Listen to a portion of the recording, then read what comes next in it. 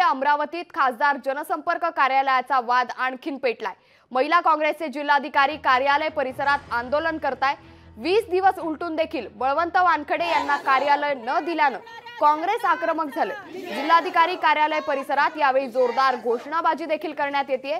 आमदार रवी राणा आणि खासदार अनिल बोंडे जातीवाद करत असल्याचा काँग्रेसनं आरोप केलाय। सध्या खासदार कार्यालय जिल्हाधिकारी आणि पोलिसांच्या ताब्यात आहे, तर अनिल बोंडेंनी देखील तेच कार्यालय मागितल्यानं प्रशासनासमोर आता पेच निर्माण झालाय। फुले शाहू आंबेडकरांच्या सर्व धर्मसमभावाच्या विचाराचा हा महाराष्ट्र आहे। महाविकास आघाडीला जनतेनं पूर्ण महाराष्ट्रात नाही तर देशात सुद्धा कौल दिलेला आहे आणि म्हणून हा कौल पचवता येत नाही। हा कौल पचवून घ्यावा आणि खासदार बळवंतराव वानखडेंना त्यांचं काम करू द्यावं। यशोमती ठाकूर चौथ्यांदा आता आमदार होणार आहेत, 3 निवडणुका त्या जिंकलेल्या आहेत। त्यांच्याबद्दल टीका टिप्पणी करणं एका महिला खासदारांना, माजी खासदारांना शोभत नाही। त्या आमचा अभिमान आहेत।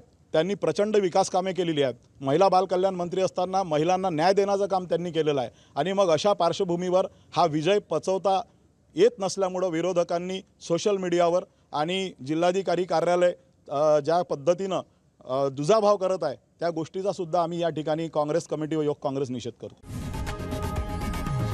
लोकशाही मराठी ऐका, पहा, जागरूक रहा।